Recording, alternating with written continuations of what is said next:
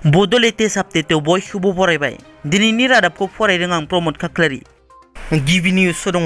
फिन गेलेमु बिथिङाव सानै बर'नि फिसाया मेडेल देरहासारनो हानानै हारियाव गोग्गानाय लाबोदों।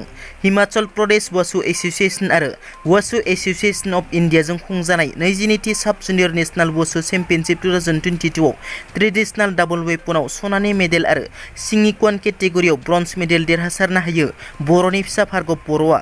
बिथांजों लोगोसे बे खेब बादायलायनायावनो सान्दा गार्ल्स बिल' 33 केजि केटेगरियाव बर'नि फिसा अनजालि ब्रह्मआ ब्रन्ज मेडेल देरहानो हायो। आसामाव पेट्रल डिजेल थानाय नंला। हादरनाङै पेट्रल डिजेल आरो संग्रा सिलिन्डार गेसनि बेसेन बांनायनि जाउनाव सुबुंफोरा खाफाल हमनो गोनां जानाय समावनो आसामनि गिबि मन्थ्रि डक्टर हिमन्त बिश्व शर्मा बिथांनि बेरफुसार बिबुंथि। आसामाव 2035 मायथाइनि गेजेराव पेट्रल डिजेल थानाय नंला। गारियाव हाइड्रजेन सोनांगोन, नङाब्ला इलेक्ट्रिसिटि बेटारिजों न'आवनो चार्ज जागोन। पेट्रल डिजेल डिपोआव पेट्रल डिजेल बारायालासे खालि बेटारिल' चार्ज खालामनो हागोन। बेटारिजों गारि सालायनाय जागायसिगोन होनना गिबि मन्थ्रि डक्टर हिमन्त बिश्व शर्मा बिथाङा बुंथियो। मिरु एबसुनि आफादगिरि दिपेन बर'नि खावलायनाय बादियै आसामनि गिबि मन्थ्रि डक्टर हिमन्त बिश्व शर्मा बिथाङा दिनै रौता सारियालियाव थानाय एबसुनि बारग' आफादगिरि जांख्रिथायारि दैदेनगिरि बारग' एमएलए खरेन्द्र बसुमतारीनि नखराव थांनानै खौरां लाहैदों। मख'नो गोनांदि बारग' एमएलए खरेन्द्र बसुमतारी बिथाङा थांनाय गोलाव समनिफ्रायनो केन्सार बेरामाव गोग्लैनानै फाहामथाय लागासिनो। गिबि मन्थ्रि डक्टर हिमन्त बिश्व शर्मा बिथाङा खरेन्द्र बसुमतारीखौ खौरां लानानै अनसुंथाइनि चेक होनायजों लोगोसे आबुङै फाहामथाय होनो थाखाय खोथा होयो। गिबि मन्थ्रिजों लोगोसे बिटिआरनि गाहाय प्रमद बर', मिरु एबसुनि आफादगिरि दिपेन बर' बिथांमोनाबो बारग' एमएलए खरेन्द्र बसुमतारीखौ खौरां लाहैदों।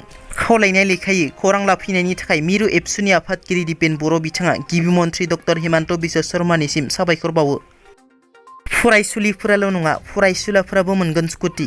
दिनै उदालगुरि जिल्लानि सिङाव थानाय रौता ओनसोलनि लालफुलाव साननि बिदुंनिफ्राय मोननाय गोहोखौ मानसिनि गोनांथि जानाय खामानिफोराव बाहायनायनि थांखिजों 100 बिगानि हायाव गोदानै गायसननाय 25 मेगावाटनि सलार सिस्टेमखौ बेखेवनानै होयो आसामनि गिबि मन्थ्रि डक्टर हिमन्त बिश्व शर्मा बिथाङा। बे हाबाफारियावनो गिबि मन्थ्रि डक्टर हिमन्त बिश्व शर्मा बिथाङा एचएसआव सेथि थाखोआव उथ्रिनो हानाय फरायसाफोरनो स्कुटि होनायनि खोथा होनायनि सायाव बुंथियो। गिबि मन्थ्रि बिथाङा बुंनाय बादिब्ला एचएसआव सेथि थाखोआव उथ्रिनो हानाय फरायसुलिफोरनो स्कुटि होनाय जागोन।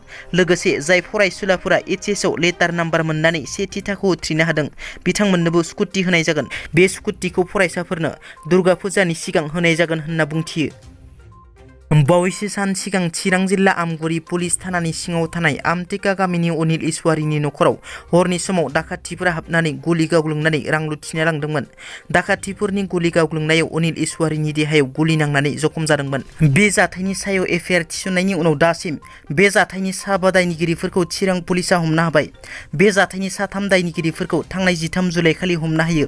बिसोर साथामनि मुंफोरानो जादों फारियै चिरां जिल्लानि 1 नं खाग्राबारि गामिनि 35 बोसोर बैसोनि एन्थनी बसुमतारी, खाग्राबारि गामिनि 32 बोसोर बैसोनि मनज बसुमतारी, खाग्राबारि गामिनि 30 बोसोर बैसोनि पारानजय नार्जारी। बिसोरखौ हमनायनि उनाव पुलिसा बे जाथायाव बाहायनाय हाथियारफोरखौ बोखांनो गोख्रों संदानगासिनो थानाय समावनो थांनाय 17 जुलाइआव गुबुन सानै दायनिगिरिया चिरां पुलिसनो गावखौ गथायो। बे सानै दायनिगिरिफोरखौ चिरां जिल्ला 2 नं सालबारिनि 60 बोसोरनि उदय नार्जारी आरो 1 नं सालबारिनि 37 बोसोर बैसोनि चन्दन बरगयारी होनना सिनायथिनाय जादों। पुलिसा बे जाथायाव बाहायनाय एके सिरिजनि राइफलजों लोगोसे मेगजिनखौ उदय नार्जारीनिफ्राय बोखांनो हायो। दिनैनि रादाबा एसेनोसै। नोंथांमोना जुदि आंनि चेनेलखौ दासिमबो साबस्क्राइब खालामाखै, अन्नानै साबस्क्राइब खालाम। गोजोन्थों।